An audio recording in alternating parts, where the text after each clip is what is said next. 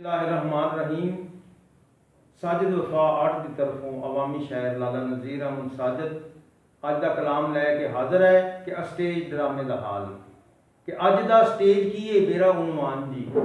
अज का स्टेज की है मेरा उनवान जी। सच्ची गल दसा जरा कर लो ध्यान जी। स्टेज उत्ते मावा बहना पाउंदे पुणामदे खुश होंदे आप नाले लोकां नूं हसामदे। मां भैन दी गाली इन्हां वास्ते कोई चीज़ नहीं, फैश करन गल्लां इन्हां नूं कोई तमीज़ नहीं। चंद पैसों की खातर अपनी मां नूं पुणा नहीं। पढ़ के वेख कुरान अपनी जन्नत गवा नहीं। करवा ना जलील मां बाप नूं निकम्मिया। मां बाप ने तैनूं इसी लई सी जम्मिया। घरां वाले हाल एक दूसरे दे दसदे। कंजर दल्ला बेगैरत कह के पै खिड़खिड़ा के हसदे। चरसां शराबां पी के स्टेज उत्ते बकदे। दे दे के गालां एक दूजे नूं नहीं थकदे।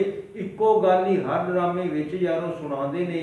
कच्चियां फिक्कियां जुगतां करके किंग ऑफ कमेडियन सदांदे ने।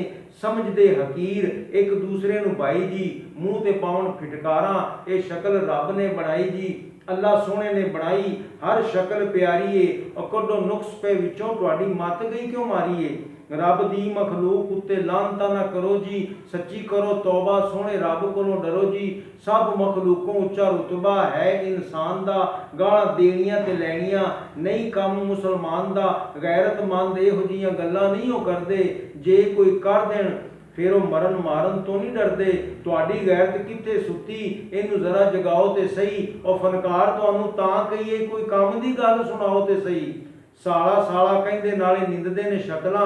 ऐब कड्ढण रब दे दी कित्थे गईयां अकलां। जे कुड़ियां दा डांस ना ड्रामे विच होवे जी इन्हां दे तां कोल कोई मुफ्त ना खलोवे जी। ते औरतां नूं भी शोहरत वाला बड़ा ही चढ़िया चाह जी। इन्हां दा जे वस चले देवन सब कुछ ला जी। गाने उत्ते घड़ी मुड़ी छाती हैण भी खांदियां। हुसन दी देवी कताला है स्टेज परी चेहरा ने सदांदियां। सुपर स्टार बनन दी खातर जोर लगावन सारियां। असल दे विच जहन्नम जाण लई करदियां नित तैयारियां। औरतां पर्दा करन अल्लाह खुद पिया फरमावे। घर विच करन तलावत आवाज़ बाहर ना जावे। अज तक तुहानू ये गल नहीं किसे समझाई है। ओ ये गल्लां फन नहीं हुंदा ये तां बेहयाई है। इस बेहयाई वाले बूटे नूं तू वढ दे रोजी रब देसी। इस काम नूं तू छड्ड दे ते हसन हसान वालियां होर गल्लां ने बतेरियां। आखे लग जा साजिद दे ये नसीहतां ने मेरियां।